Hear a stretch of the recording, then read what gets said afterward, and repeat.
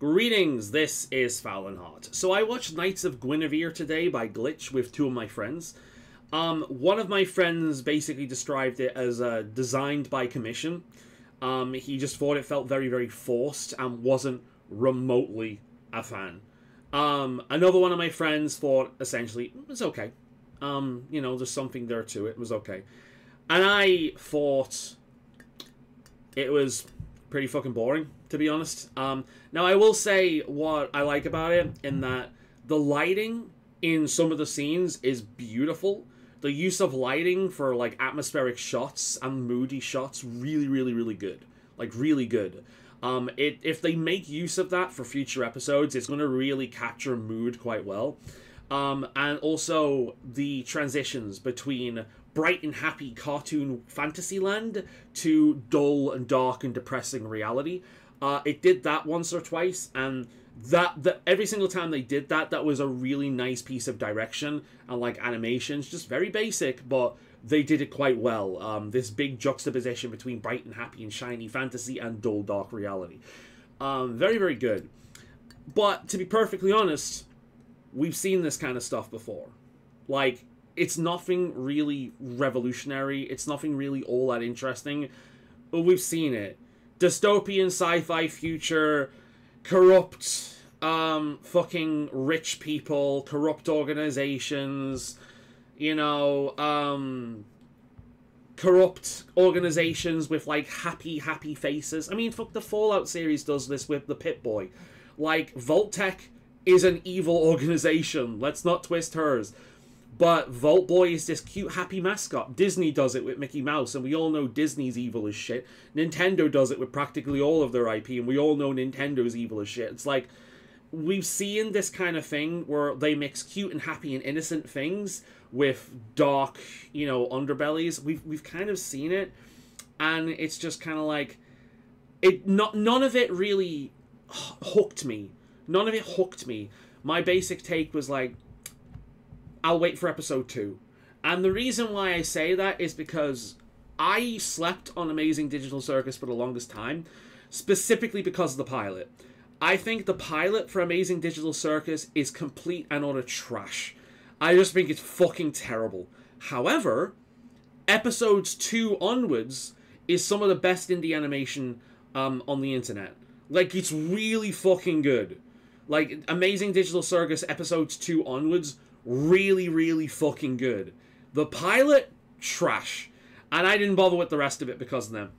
And I do hear from people, including one of my friends, like, what's the pilot? It's the pilot, it's the pilot. And to me, that kind of gets used in the same way as, oh, it's a kid's show. Or, oh, it's a kid's movie. Meaning, yeah, of course it's bad. It's a kid's movie. Yeah, of course it's bad. It's a pilot. But it's just like, this is the episode that is designed to get people interested in the idea, drum up enough interest, and then use that to spring forward on a series. And I've seen pilots that are really fucking good, but unfortunately don't see the light of day. Monkey Wrench pilot, fantastic. Hell of a Boss pilot, fantastic. Is it called Lackadaisy? Have a quick look. Lackadaisy. According to Wikipedia, no, Lackadaisy is a the Lackadaisy pilot is fucking brilliant. There's a lot of really, really good pilots of indie animations on YouTube that you can go and look for right now, right? This isn't that.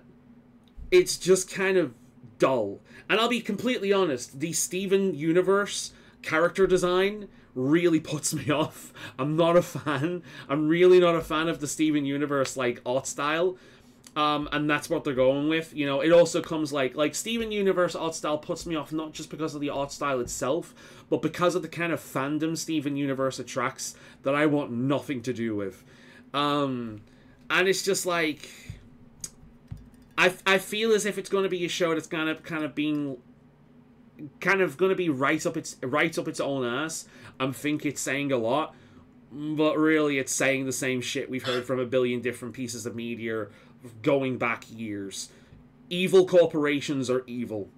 Power leads to corruption, leads to suffering. We know. we experience real-life versions of this every single fucking day. And the irony with this is Glitch is a pretty successful indie animation studio at this point, thanks to Digital Circus.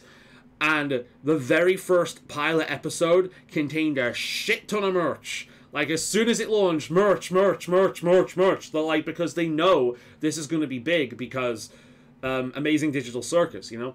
Incidentally, I also watched Murder Drones. I gave that a good go. I got up to episode 9 and was like, this is trash. I stopped playing. Like, that's actually kind of why I gave up on Amazing Digital Circus as well, because I tried watching Murder Drones, got up to episode 9, I'm like, you know what, I'm not enjoying a second of this is garbage. And I feel like if it wasn't for the early 2000s emo aesthetic that it has, nobody would be interested in this. I genuinely feel it's purely because of that early 2000s emo aesthetic that Murder Drones has any attention on it whatsoever, because it's painfully unfunny in my opinion. And then when Amazing Digital Circus came out, and I'm like, oh, this is from the same people who made that. I watched episode 1, thought it was trash, and then completely dropped it. It wasn't until one of my friends just kept telling me, no, this is really good. Legitimately, it's really good. But he didn't mind the pilot that much either. Then mixed with him and watching, is it Danny Mantra? Like, is it Matra? Danny Matra? He's a reaction channel I think is really funny. I watched him watch episode 2, and I was like, wait a minute, this is actually really fucking good.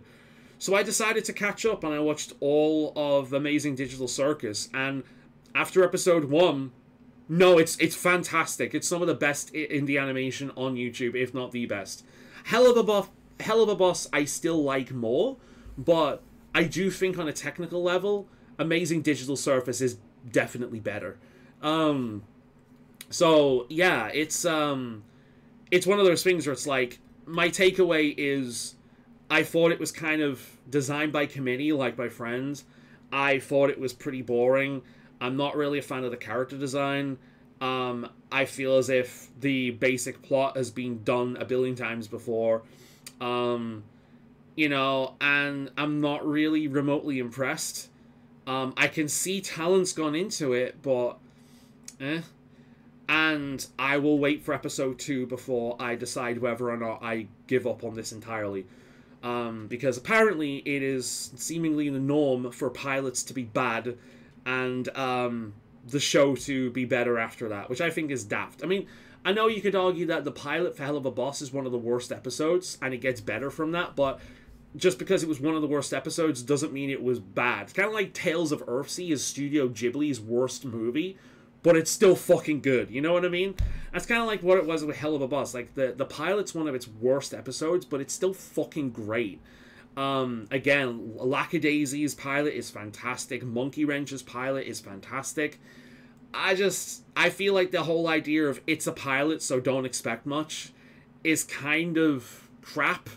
You know, I'm there looking for a hook. I want to get attached to the characters or the setting or something in a certain way, and it just kind of doesn't. No, so I feel, yeah, I know this is going to be an unpopular opinion, because Glitch has become one of these studios you're expected to worship. But yeah, can't say I'm a fan. I do really like Amazing Digital Circus episode 2 onwards. So we'll see where this goes. To me, it just felt really dull. Hopefully I change my mind later on, and episode 2 onwards is really good. But I'm not going to ask what you think, because chances are, if anyone does watch this, they'll be like, I will know what they think. Because the Glitch fandom is ravenous. They are cult-like at times. And I do think that Glitch kind of hates its own fandom at times. I mean, like, I do love the Amazing Digital Circus episode 2 onwards, but Jax fans need to get a fucking grip with reality. You know what I mean? The man's a cunt. I don't care if he's got mental health issues. So do I. Not a fucking excuse to be a cunt. I'm sorry. fucking, Ragaffer did nothing wrong. But anyway, yeah, they're my thoughts. We'll see where it goes later on down the line. Hopefully it gets better. I do generally hope that it gets better, but to be perfectly honest, I will probably forget about it. I will probably forget about it by tomorrow. I just found it to be very, very paint by numbers, very generic, very standard in like every way, which is a shame. But these guys like to get into depth for certain things, but again, I don't think people. This is one of the things that pisses me off. Like, it was the same case with Digital Circus episode 1, right? Where a lot of people will scream, if you don't like it, a lot of people will scream, media literacy, media literacy, media literacy, which basically translates to, you don't interpret this in the way I want you to interpret this, so that means you're dumb. But it's just like, look, you can have a lot of hidden depth, you can have a lot of background information and Easter eggs. That's awesome. This did as well, by the way. There's a QR code at one point that appears during the episode. My friend scanned it, and there's like a little booklet with extra information. That's really cool. That's a nice little piece of interactive stuff for people who pay attention, right? That's really, really cool. I like that. But, again, just because something has depth doesn't mean there's anything to it. Right? A big pool of water has depth. Doesn't mean there's anything to it. It's just, it's deep. It's deep. There's nothing there. There's just a lot of it. You know, and that's kind of like what I feel about these shows where people defend them by going, but the hidden meaning, but the hidden meaning, but the hidden meaning. Like, great, awesome. You can get across similar messages in photography and art and a bunch of different other things that don't waste your time like watching a show. If all you want to do is get across a meaning, then do something else. I'm sorry. So it's just, the show has to be good.